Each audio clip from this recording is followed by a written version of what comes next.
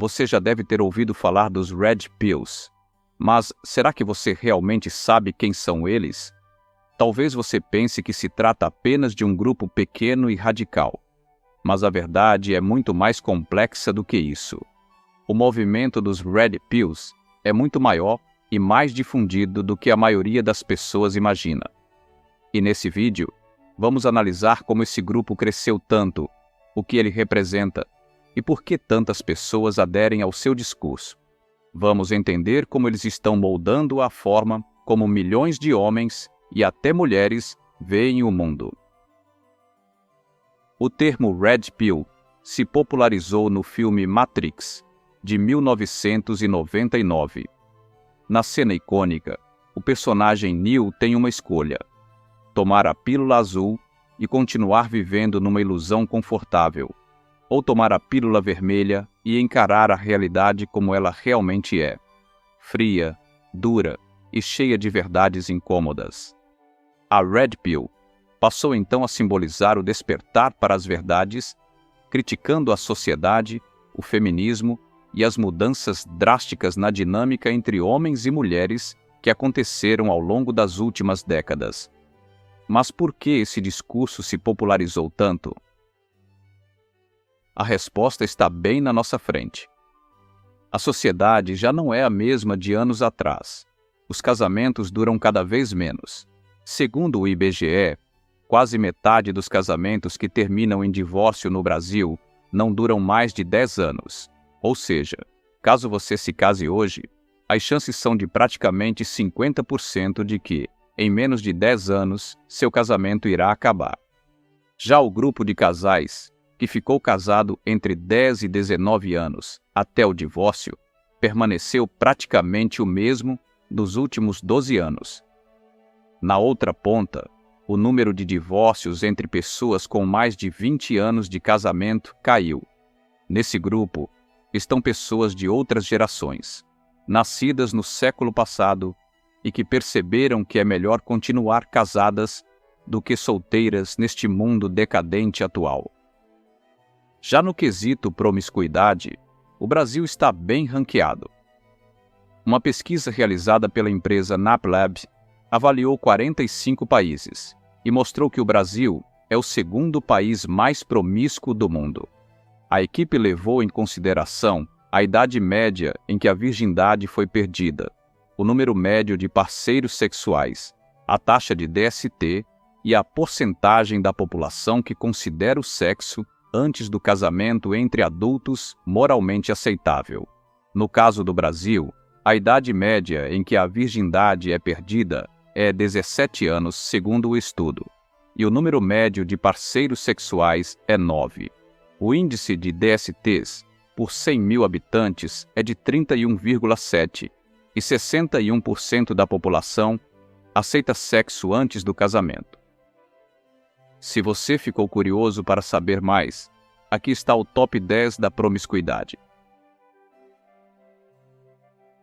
Outro dado que ilustra as consequências da promiscuidade no Brasil é o impressionante número de 11 milhões de mães solteiras. Uma pesquisa realizada pelo Instituto Brasileiro de Economia da Fundação Getúlio Vargas mostrou que, até o final de 2022, havia mais de 11 milhões de mães solteiras no Brasil. O estudo também apontou que, em 10 anos, houve um acréscimo de quase 2 milhões de mães solteiras, chegando a 11,3 milhões de lares onde as crianças crescerão sem a figura paterna. O discurso Red Pill ataca constantemente a causa desses problemas e encontra afinidade em homens de diferentes gerações, que veem nesses argumentos uma explicação para as mudanças que impactam suas vidas e seus relacionamentos.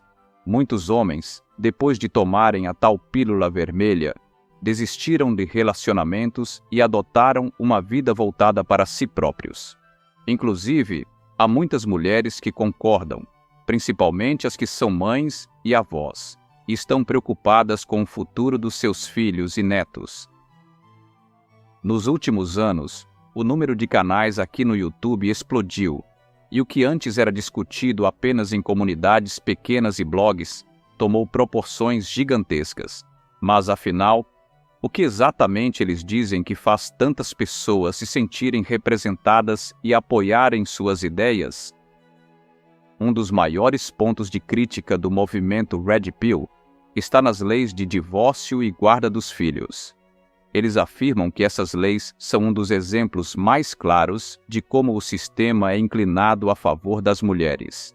Homens que se divorciam acabam perdendo uma parte significativa de seu patrimônio, além de terem poucas chances de conseguir a guarda dos filhos. Em muitos casos, eles pagam pensão alimentícia enquanto perdem o contato regular com seus próprios filhos. Isso gera uma sensação de injustiça, reforçando a percepção de que o casamento é uma armadilha para os homens. Por esse motivo, muitos homens estão evitando o casamento. Outro ponto que afasta os homens é a Lei Maria da Penha. A palavra da mulher tem um peso desproporcional em casos de denúncia, sendo suficiente para iniciar medidas protetivas.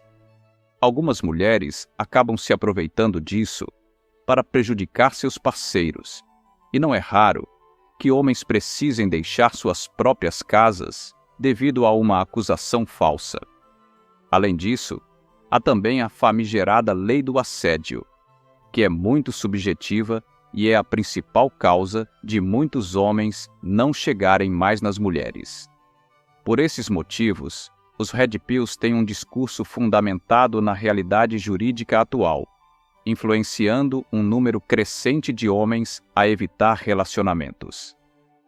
Outro ponto de discussão dentro do movimento é o crescente número de mulheres que colocam suas carreiras acima de tudo, muitas vezes adiando ou até evitando a maternidade. Eles argumentam que a biologia feminina está em desacordo com essa tendência. As mulheres que optam por focar em suas carreiras acabam sofrendo as consequências quando percebem, mais tarde na vida, que seu relógio biológico não é tão flexível quanto gostariam. Isso cria um senso de urgência para encontrar parceiros quando, biologicamente, as chances de ter filhos já são menores. Para o movimento, essa mudança no comportamento feminino impacta negativamente as dinâmicas familiares e contribui para a instabilidade das relações. Outra questão que é motivo de crítica é a chamada hipocrisia feminina nos critérios de escolha dos parceiros. Muitas mulheres querem homens tradicionais, que sejam cavalheiros, paguem a conta, deem flores e abram a porta do carro. Porém, elas não são nada tradicionais. Muitas têm uma postura progressista e só adotam o tradicionalismo quando convém. Para os homens que tomaram a pílula vermelha, isso é visto como um padrão duplo, onde as mulheres se beneficiam da modernidade sem abrir mão dos benefícios das tradições. Essa percepção de hipocrisia leva também muitos desses homens a se afastarem cada vez mais dos relacionamentos. Todas essas situações são constantemente debatidas no mundo Red Pill, e a cada dia, mais homens se juntam por se sentirem representados. Mas não só relacionamentos são debatidos. No centro dessa filosofia está o foco em si mesmo. Para muitos homens que seguem essa linha de pensamento, a ideia é colocar suas próprias ambições, saúde e bem-estar acima de tudo. A mensagem central é: seja a sua própria prioridade. Como todo o aparato jurídico é estruturado para beneficiar as mulheres em detrimento dos homens, não há nada mais a ser feito a não ser se afastar e focar na sua evolução financeira, física, mental e espiritual. E é isso que muitos têm feito. A verdade é que a filosofia Red Pill é muito maior e mais profunda do que parece. Ela se espalhou pelas redes sociais, influenciando milhões de homens ao redor do mundo. Há ainda muitos outros homens que nem foram diretamente impactados e nem conhecem o movimento, mas acabam adotando pensamentos semelhantes por suas próprias experiências e ao observar o quanto a sociedade se tornou decadente. Esses homens engrossam as fileiras dos que não querem relacionamento e nem precisaram assistir a um vídeo na internet para decidir isso. Basta ser um pouco observador para perceber que o casamento não se encaixa mais nas estruturas cultural e jurídica atuais. E o movimento Red Pill usa muito bem as leis que considera anti-homens e a cultura da promiscuidade feminina para apoiar seu discurso. Apesar de serem constantemente atacados, eles parecem não se importar. De certa forma, consideram isso positivo. É aquela velha frase: falem bem ou falem mal, mas falem de mim. E assim, sua narrativa continua se espalhando. Na verdade, eles nada mais são que uma reação natural às causas do feminismo e se retroalimentam dessas causas. A pergunta que fica é: qual será o impacto de tudo isso a longo prazo? Se a narrativa dos Red Pills continuar crescendo, que tipo de sociedade estaremos moldando? E como podemos evitar que essa polarização entre os gêneros continue a se aprofundar, levando a uma sociedade cada vez mais dividida? Para o movimento, isso só mudará com uma reforma das leis e o retorno a uma sociedade tradicional, como no passado.